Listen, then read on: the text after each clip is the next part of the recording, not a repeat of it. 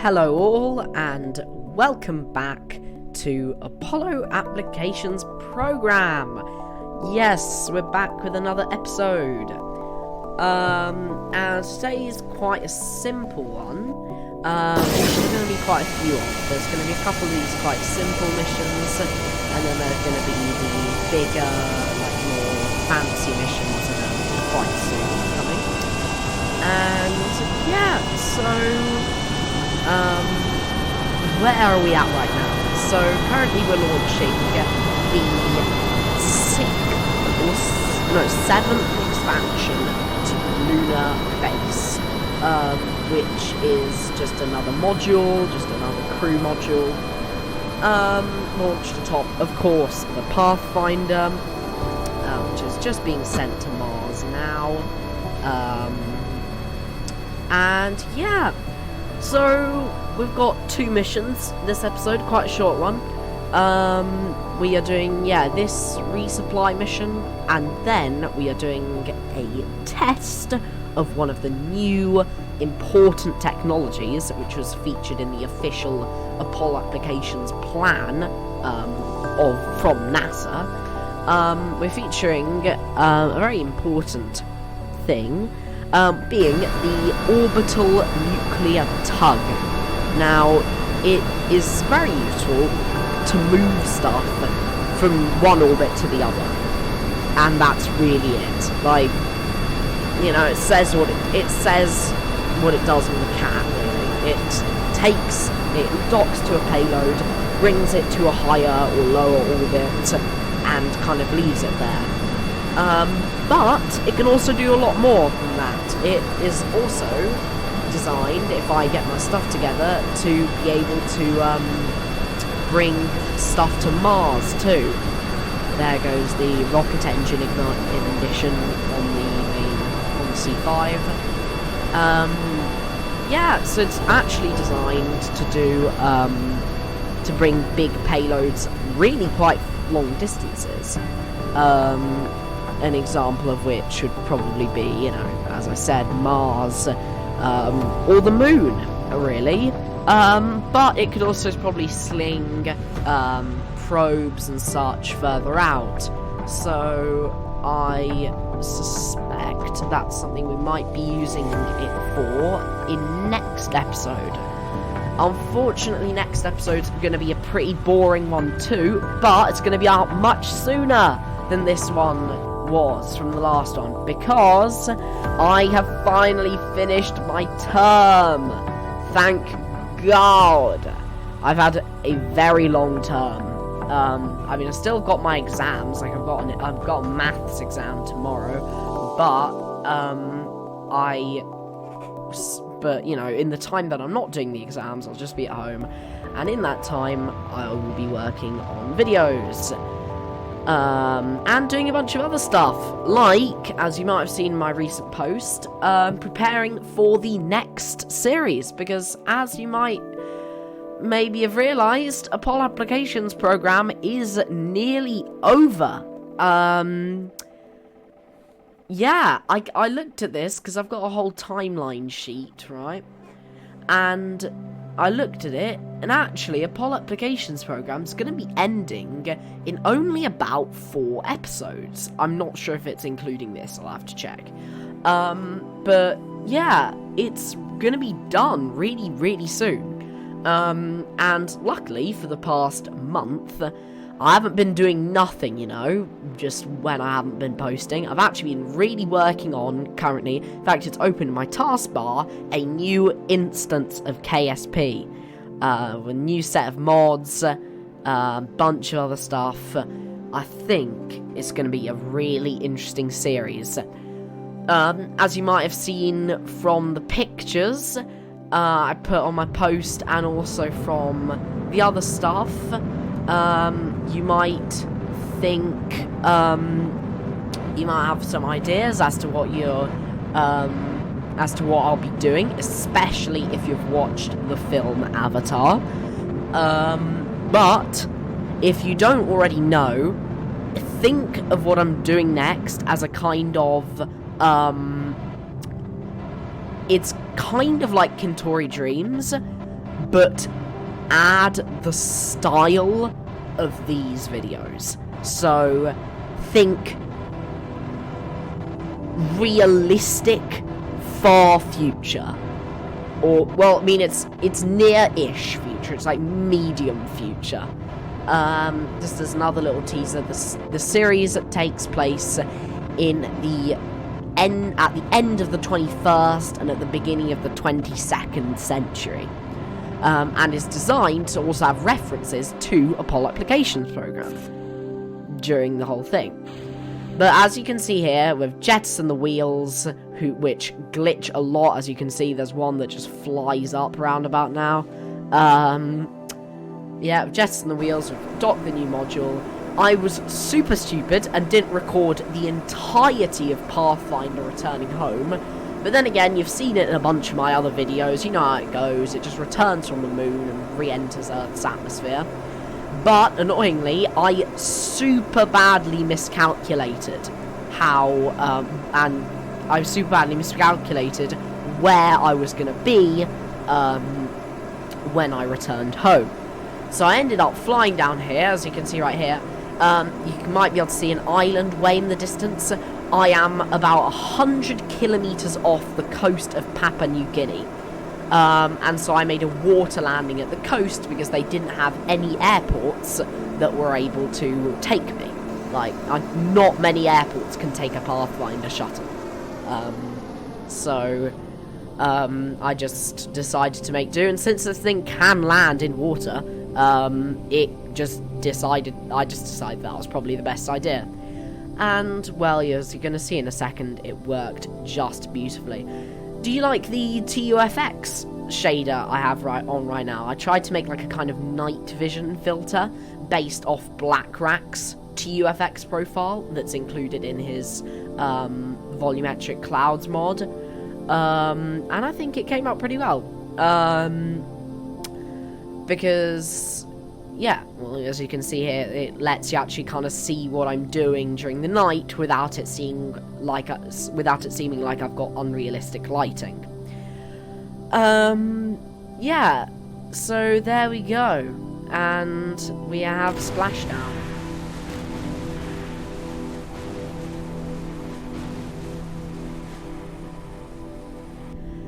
Alright, now we can move on to actually designing the nuclear tug. So I hopped into my design save. I've got a separate save from Apollo Applications Program in sandbox mode, which lets me design.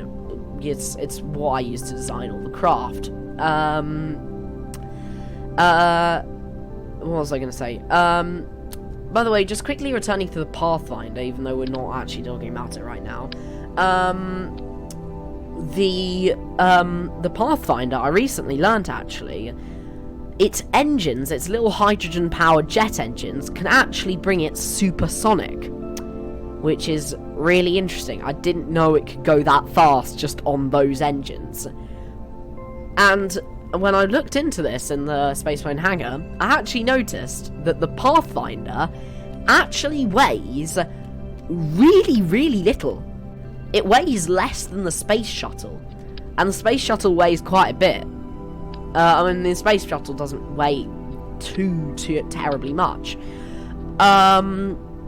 So that was really interesting when I learned that. It weighs, I don't know, I can't remember the exact value, but it really, really didn't weigh that much, which actually, now I think about it, makes sense, because it has to weigh really not that much if it's going to be carried on the back of a C5. Because the C5, I guess, is built for carrying really heavy stuff and like aircraft parts, and I think the C5's carried rocket parts too sometimes, but I don't think the C5 is built to carry shuttles, so I guess no, they had to make it quite very small Pathfinder.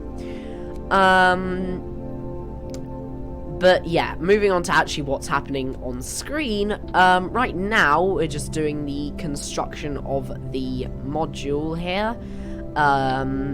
And yeah, we're adding just all the stuff we needed. And I didn't know this at the time, but actually I added a fair bit too little fuel. So yeah, it kind of turned out that I had to launch a refueling craft, which you're going to see in a bit, to do that job. Get the bit more hydrogen, because otherwise it was going to work anyways, but it just wasn't really going to be able to go as far as Mars and back. But with that all said and done, let's move on to the launch.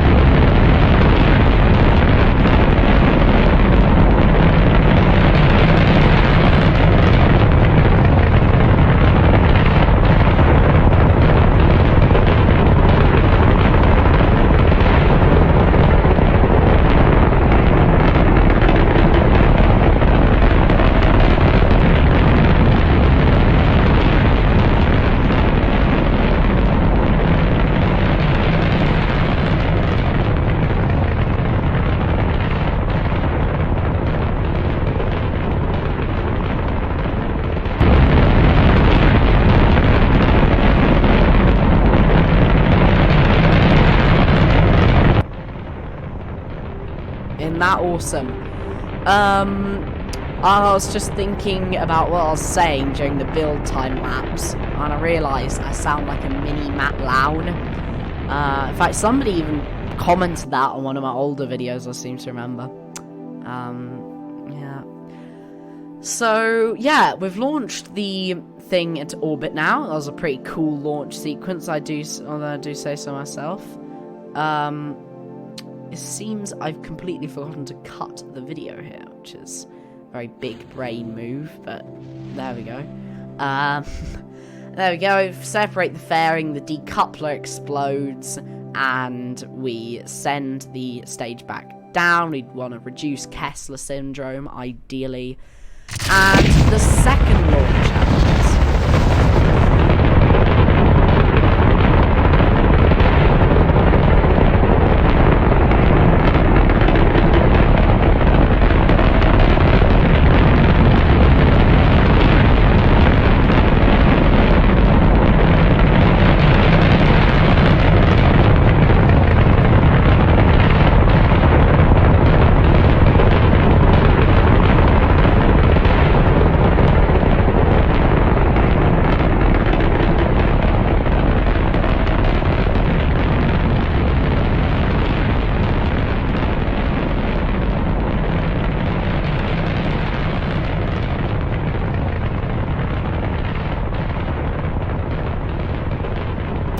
I have no idea what mod makes the plumes on launch look absolutely just this incredible.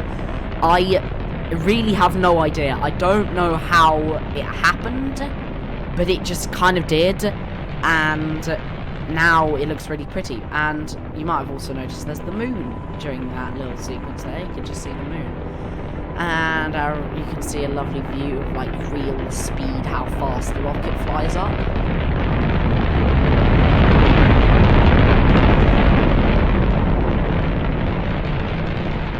Just goes to show how powerful these things are, man. Super strong. And then we stage separate.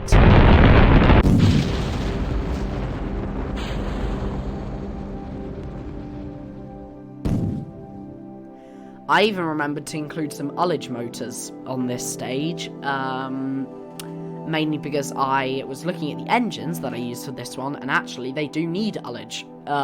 So good job I remembered those, because otherwise we probably wouldn't be able to fly.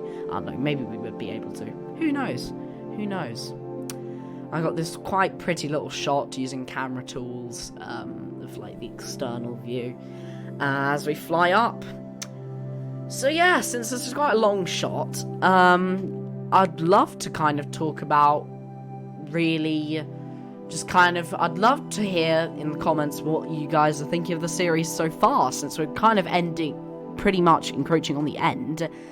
I really would love to hear it. because, you know, I think I've done a very good job. I've put a heck of a lot of time into these episodes, as you can probably tell, because they are definitely high quality. Whilst the video quality might not always be, but the video itself definitely is. And the engines turn off here. Yeah, so I'd really love to know kind of what you guys think of it. And there we go. The engine ignites off the nuclear power and does a slight orbital adjustment just to kind of really test how good it is. And yeah, that's the video. Bye!